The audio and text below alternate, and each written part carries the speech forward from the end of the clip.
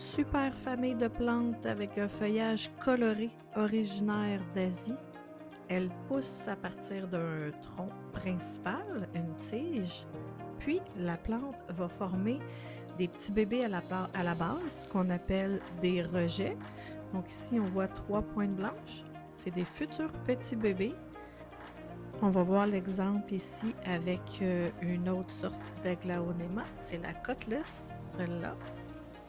Donc il y a 2 troncs principaux. Puis ici, on voit d'autres petits bébés avec des feuilles qui commencent à sortir. Donc quand on rempote la plante, on peut les séparer ou garder tout ensemble pour un effet plus touffu. Ici, on voit des bouts de sections de tiges, en fait, du tronc principal avec des futurs pousses. Donc, on peut garder 1 ou 2 nœuds. Puis, à partir des nœuds, il va y avoir des troncs individuels qui vont se développer. Donc, ici aussi, on a une racine en bas. Puis, il y a 2 tiges qui vont se former. Ça peut être assez long, cette technique-là. Pour la floraison, on voit ici, là, c'est pas super joli, les fleurs d'Aglaonema. Donc, moi, je les retire. Donc, ici aussi, là, c'est des futures fleurs. C'est plus bombé.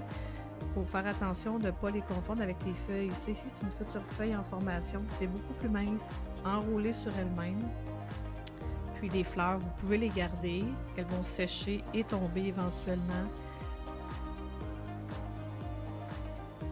Si vous décidez d'y aller pour aller couper la fleur ou les fleurs, on prend le pétiole et on le coupe à la base comme ça ici. Souvent, ce que ça va faire, c'est que la tige principale va faire plusieurs têtes. Donc ici, c'est une future formation de tête qui va se créer. Donc, ça va avoir un effet plus touffu. Une autre fleur à couper ici, à la base, sans toucher aux feuilles. Donc, on voit ici déjà, là, il y a un petit bout de tête qui est sorti sur le côté.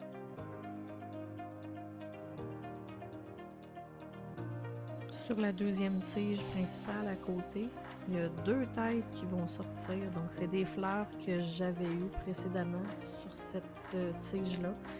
Puis, ça l'a activé, dans le fond, la formation de plusieurs têtes. Donc, il y a certaines variétés d'Aglaonema qui font beaucoup de fleurs, d'autres moins. Donc ici, c'est très mince et enroulé. C'est une feuille. Puis ici, là, vous voyez, il y a une fleur, mais il y en a d'autres qui sont pris dans le pétiole de la feuille. Donc des fois, on a 2 à 3 fleurs qui veulent sortir en même temps. Donc on peut couper ce qui dépasse, attendre vraiment que la fleur pousse en longueur avec un bon pétiole. Sinon, si vous êtes comme moi et que vous aimez manipuler vos plantes, ce que je fais souvent, c'est que je vais aller déloger. Je vais aller la ressortir du petit pétiole de la feuille, là.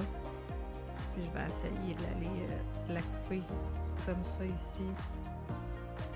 Les Aglaonema vont demander une belle lumière, sans soleil direct.